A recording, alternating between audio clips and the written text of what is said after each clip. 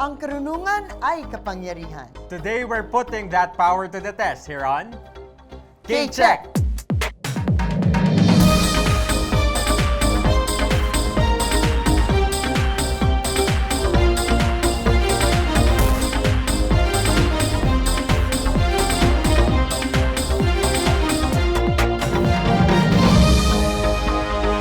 Hello everyone, ako po si Attorney Gabby Concepcion. At ako naman po si Jules Giang, and welcome to another week of competition here on K-Check. Nasa home stretch na po tayo ng ating paligsahan at halos puno na ang slots for our semis. Pero tuloy pa rin ang challenge para sa inyo at sa ating mga contestants. Subaybayan natin ang journey nila at sabayan natin silang sumagot sa mga katanungan that will bring them closer to becoming our new K-Check champion. Narito ang 4 na contestants na dadaan sa ating karunungan check sa araw na ito. Luis is an incoming third-year mechanical engineering student of PUP in Santa Mesa. His hobbies are reading manhwa and drinking coffee when hanging out. Melvs is an electrical engineering student also of PUP. His hobbies are playing contact sports, online games, and also watching anime. Si NJ naman is a hospitality management student of STI College, Cubao. His hobbies are watching movies, playing basketball, and reading manga. He also loves cooking. Si Cram naman is an information technology student at PUP Santa Mesa. He is passionate about technology, which is why IT is his course. He is also a working student at McDonald's. His hobbies include playing online games and watching movies. So these 4 will be competing under the watchful eyes of today's K-Check panel of experts. Firstly, we have Professor Neil Santillan, former chair of the Department of History, UP Diliman. Sunod naman, we have UP Diliman Department of Art Studies Chair, Assistant Professor Sofia Guillermo. And finally, we have CHED Technical Panel Chairperson for Chemistry and Executive Director of the UP Intelligence Systems Center, Professor Ricky Nelias of the UP Diliman Institute of Chemistry. At ngayon, contestants, on to round 1. Get ready to buzz in and go for the early lead. Each correct answer in this round is worth 10 points. Let's begin. This is round 1. Question number 1. Which U.S. state is famous for its tradition of giving a flower lei to visitors as a symbol of welcome and aloha?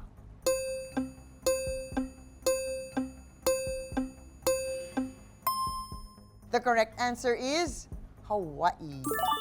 Question number 2. In botany, what do deciduous plants and trees shed annually? Luis. Roast. Rose Rose. is incorrect.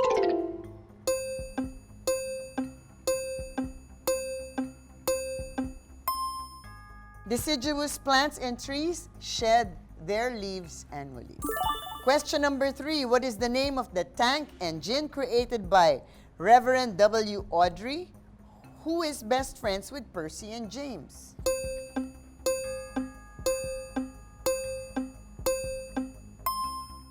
Hindi nyo naabutan si Thomas the Tank, who is best friends with Percy and James.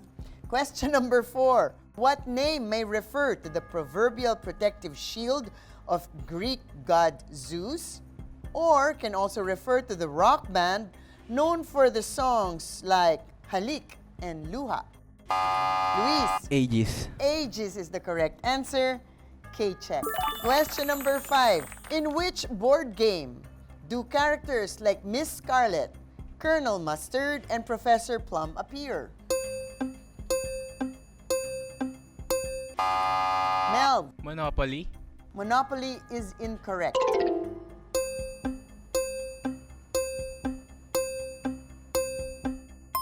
Sabi ni Mels, parang alam ko yun eh.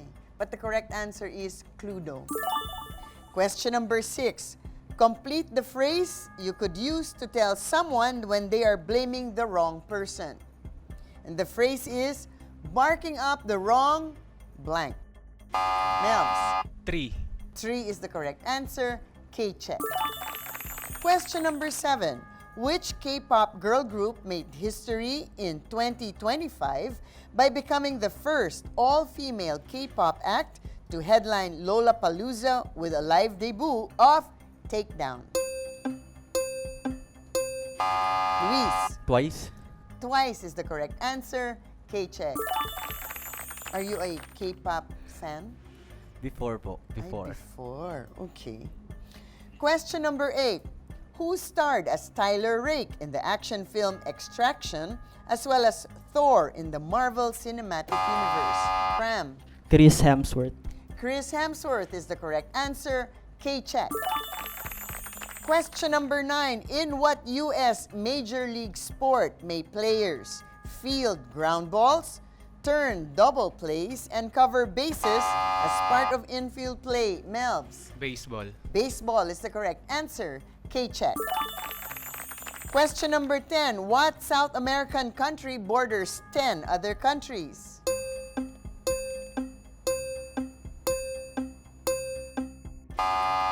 Yes, Luis. Mexico. Mexico is incorrect.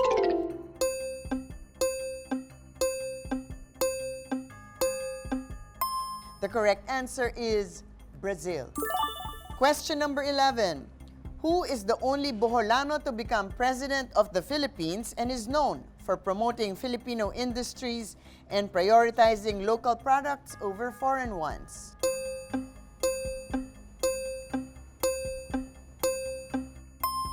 This president was or is Carlos P. Garcia. Question number 12 and the last question for this round. What precious metal is associated with a first place medal with 24-karat jewelry and King Midas? Melvs. Gold. Gold is the correct answer. K-check. And that's it for the first round.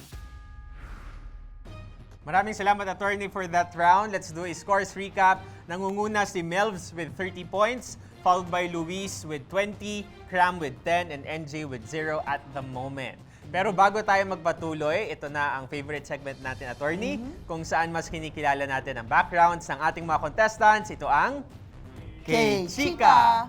So, una natin kausapin si Luis. So, Luis, ibig mo bang sabihin hindi ka umiinom ng kape kapag nasa bahay ka lang? Or ano ba yung fascination mo sa coffee? Ano lang po, mas sanay lang po ako pag uminom ng kape sa mga labas. Kaya po, laging naubos yung pera ko kasi po lagi ako doon sa mga coffee shop. Oo nga, Doon lang po sasabihan talaga, ko. Ayaw ba nung kape na libre sa bahay? Dapat bibilin talaga ang kape. Okay naman po, mas gusto ko lang po siguro yung mga ambience po sa labas kasi siya po makakasama. Mga friends Yes mo. po. Thanks, Luis. O ngayon naman, itong si Melvs, very specific in his bio when he said he is into contact sports. Gusto nga sabihin, katakot ha? What contact sports in particular and why do you really like these contact sports?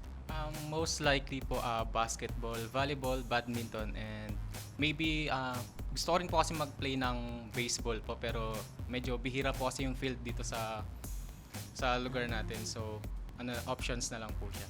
Akala ko kasi nung sinabi mong contact sports, di ba ano yan? Mga wrestling or taekwondo or boxing. Ganyan. Ay, hindi po ako palalaban eh.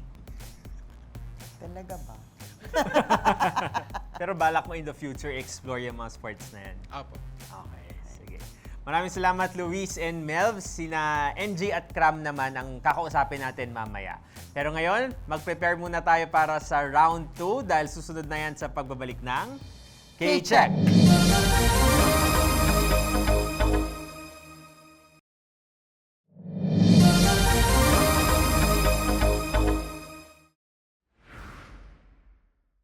Welcome back, everyone. Isang points recap before we proceed. Melvs is in the lead with 30 points. Sunod si Luis with 20 points, Cram with 10, and NJ with a bit of catching up to do. Ngayon, NJ, di ba? Anong future career ang meron para sa'yo? Ano bang inaambisyon mong pupuntahan mo kapag natapos ka na sa course mo? Ano nga bang course mo? Hospitality management po. Yun. So, ano naman ang gusto mong gawin once you graduate? Once po na makagraduate po ako, gusto ko po sana mag-gain po muna na experience sa mga restaurant po. Then, after that po, mag-hotel po ako sa mga 5-star po, then cruise ship po. Cruise ship. So yung cruise ship ang iyong ultimate Yes po. dream. Okay, thanks NJ. Ito naman si Cram. Bago kita tanungin, bakit mo na Cram yung pangalan mo? Kasi po, galing po siya sa father ko po, na Mark po yung pangalan. Tapos, ayun po, binaliktad po. Naging Happy ka Cram. naman? Okay naman po. Unique po, unique. Hindi ka naman nagka-cramming lagi.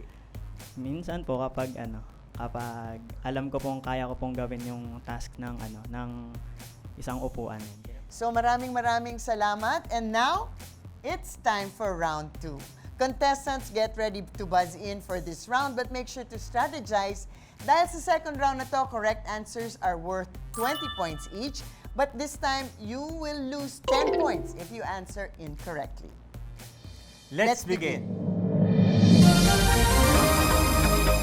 This is round 2. Question number 1. Which poetic form that traditionally consists of 14 lines was famously used by William Shakespeare?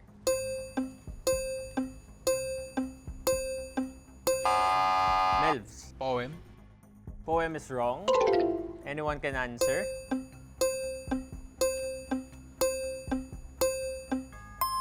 The correct answer is sonnet. Question number 2. What is the two-letter title of a sci-fi film directed by Steven Spielberg that features a friendly alien stranded on Earth who befriends a young boy named Elliot?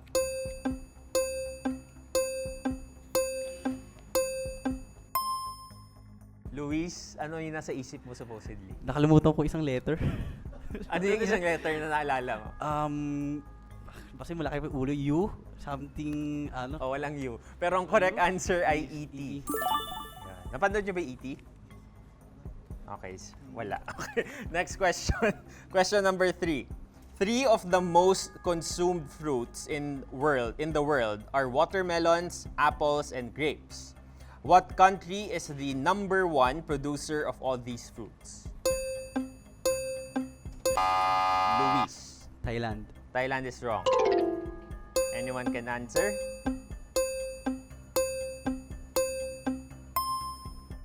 Correct answer is China.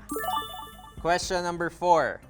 What term can mean both a painting of outdoor scenery or the cell phone screen orientation where the width is greater than the height?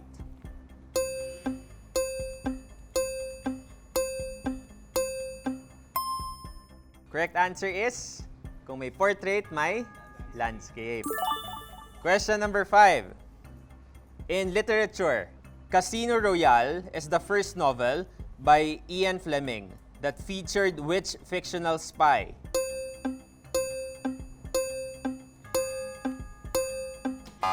Luis. Spy Kid. Spy Kid is wrong. Anyone can answer? The correct answer is James Bond. Question number 6. In ecology, which type of relationship benefits one organism while the other is neither helped or nor harmed, like orchids on a tree branch?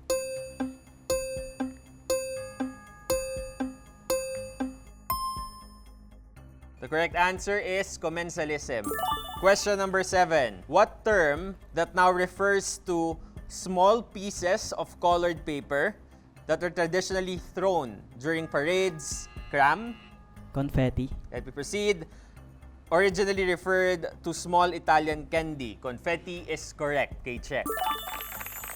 Question number 8. Which male singer collaborated with Lady Gaga and Rosé to produce 2 #1 duets? Melvs. Bruno Mars. Bruno Mars is correct. Okay, check. Question number 9.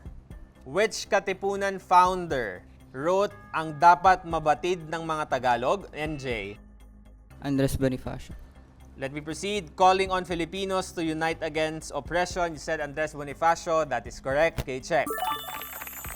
Question number 10. Which iron-containing protein gives red blood cells their color and is essential for oxygen binding and transport in the body?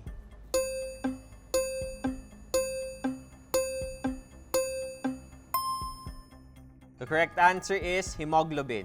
Question number 11.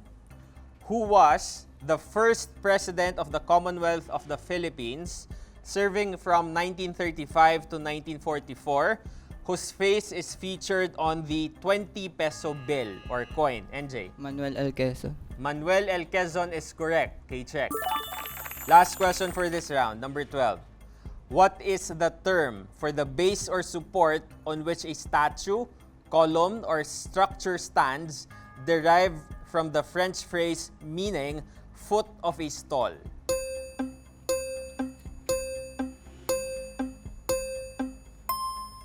The correct answer is pedestal.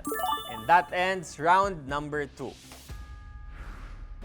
And after that round, we have Melvs and NJ in the lead, both tied with 40 points each, followed by Cram with 30 points. Si Luis with a bit of catching up to do after this round. So up next, ang pinaka-hinihintay na ultimate pagalingan round. Dito lang yan sa K-Check.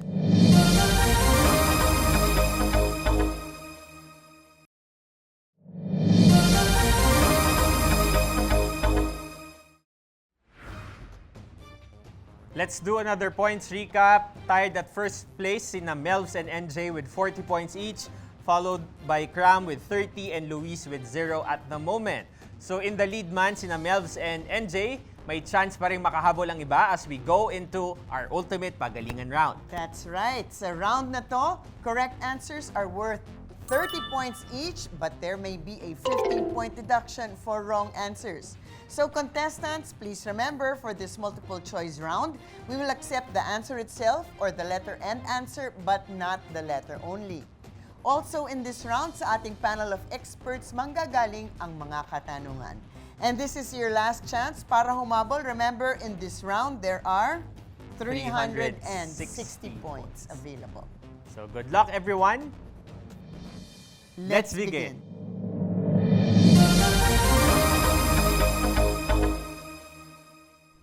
Simulan na natin ang ating ultimate pagalingan round. First question from Prof. Neil.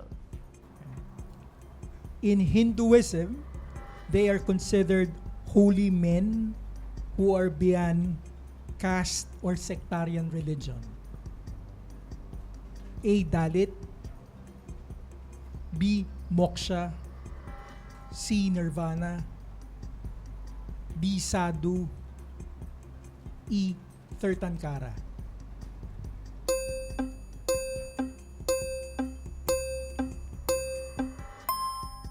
Sila ay kinikilalang mga taong banal dahil tinalikuran na nila ang kanilang worldly desires at na-attain na nila ang spiritual enlightenment. Ang tamang sagot ay letter D, Sadhu. Thanks, Prof. Neil. Next question, Prof. Sophie. In Western art history, the church was the primary patron of the arts during the A. Anthropocene, B. French Revolution, C. Middle Ages, D. Paleolithic, E. Renaissance. Luis. C. Middle Ages. Okay, so the main patron of the arts during the Middle Ages was the church. Okay, check. Thanks, Prof. Sophie. Prof. Ricky, go ahead. Okay, here's the question. Why does salt melt ice on winter roads? A. It produces heat. B. It lowers freezing point. C. It absorbs water. D. It dissolves oxygen. And E. It hardens ice.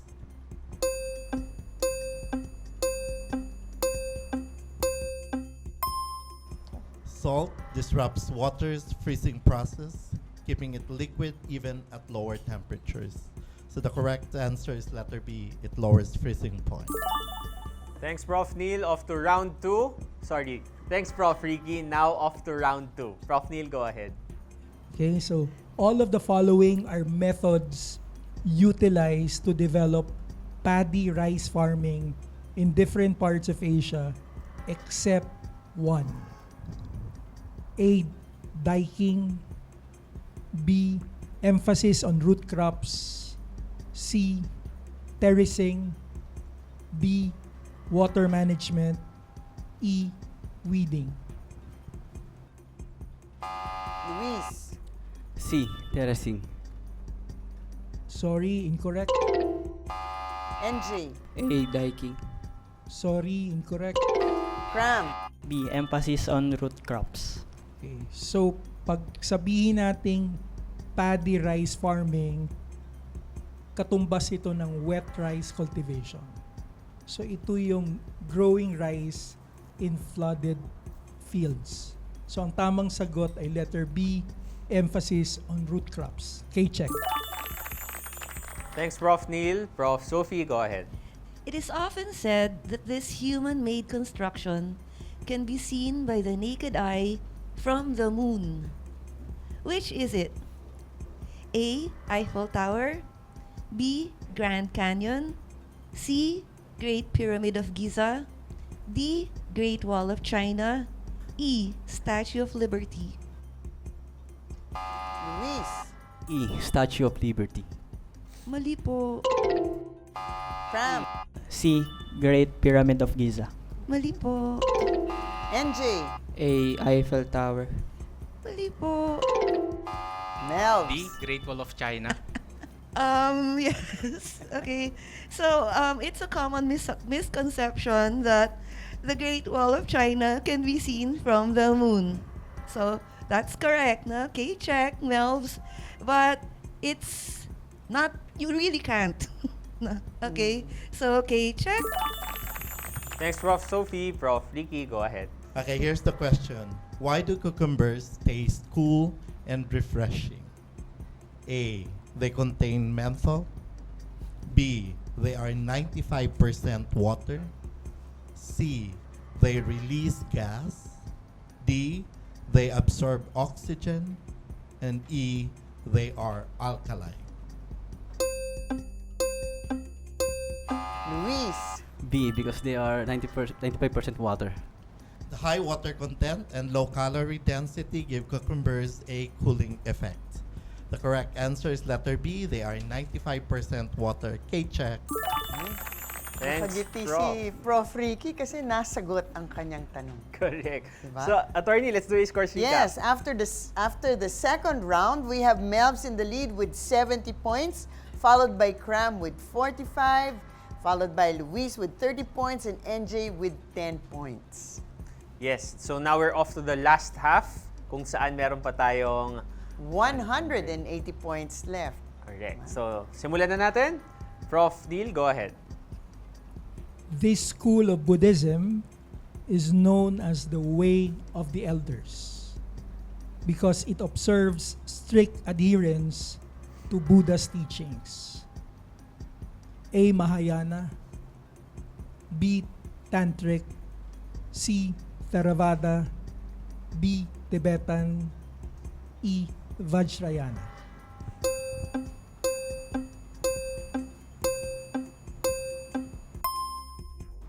Itong uri ng Budismo na malakas sa Cambodia, Laos, Myanmar, Sri Lanka at Thailand. Ang tamang sagot ay letter C, Theravada. Thank you, Prof. Neil. Prof. Sophie, go ahead. In photography, the adjustment of the intensities of colors to render specific colors, particularly neutral colors like white or gray, correctly is called A. Color balance, B. Cosmic latte, C. Dichromatism, D. Optometry, E. Pan sharpening.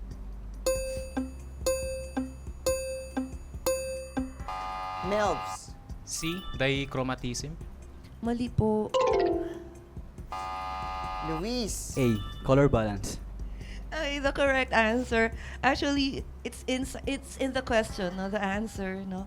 So it's color balance. Okay, check. Thanks, Prof. Sophie. Prof. Ricky. Why do leafy vegetables shrink when cooked? A. Starch burns. B. Fibers contract as water leaves. C. Chlorophyll expands. D. Enzymes grow active. E. Vitamins evaporate. Luis. B. Fibers contract as water leaves. Heat drives out water and collapses the cell walls, making greens wilt. The correct answer is letter B. Fibers contract as water leaves. Okay, check. Pero akalain mo yan.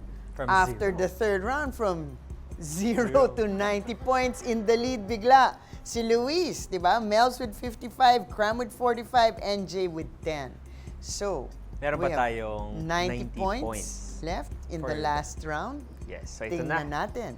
Last round, Prof. Neil, go ahead. Okay. Si Luis na parang ang galing niyang sumasagot sa tanong ni Sir Ricky. Sana si Cram, no? Nakaisa ka na sa akin, di ba? So, sana maka 2 puntos ka na. Okay, so this European country facilitated the commercial and cultural exchange between Asia and North America. A. England, B. France, C. the Netherlands, D. Portugal, E. Spain. NJ, D. Portugal. Sorry, mali. Melvs, Spain. Ang tamang sagot ay ang nagpadaloy ng Manila-Acapulco galleon trade mula 1500s hanggang 1800s. Ang Mexico ay bahagi ng North America. Ang tamang sagot ay letter E, Spain. K-check. Thanks, Prof. Neil. Prof. Sophie. 1922 silent film Nosferatu is an adaptation of what literary work? A. Dracula by Bram Stoker, B. Frankenstein by Mary Shelley, C. The Hunchback of Notre Dame by Victor Hugo, D. The Invisible Man by H.G. Wells, and E. The Picture of Dorian Gray by Oscar Wilde. Luis. B. The Frankenstein by Mary Shelley. Mali po. Naku. Nasa lead na sana si Luis. Cram. Letter D, The Invisible Man by H.G. Wells. Mali po. NJ. A. Dracula by Bram Stoker. Okay. Nosferatu is an unauthorized adaptation of the novel Dracula by Bram Stoker. Okay, check. One more question. And Melvs is in the lead with 85, followed by Luis with 75 points, Cram with 30, NJ with 25. One more question to go. 30 points na lang. 30 points na lang. Prof. Ricky, go ahead. Here's your question. How many sides does a dodecagon have? A. 10, NJ. B. 11, C. 12, D. 13, E. 14. The prefix dodeca means 12, so a dodecagon has 12 sides. K-check. And that's it for our K-Check Ultimate Pagalingan. Congratulations to Mel, our K-Check Daily winner with a final score of 85 points. We'll see you again on Friday when you compete with our other daily winners for a spot in our semi-finals. Maraming salamat din kay Luis, NJ, and Cram for joining us today. And of course, maraming salamat to the members of our panel of experts, Professor Neil, Professor Sophie, and Professor Ricky. This has been Attorney Gabby Concepcion. At ako po si Jules Giang. Join us again tomorrow for another K-Check!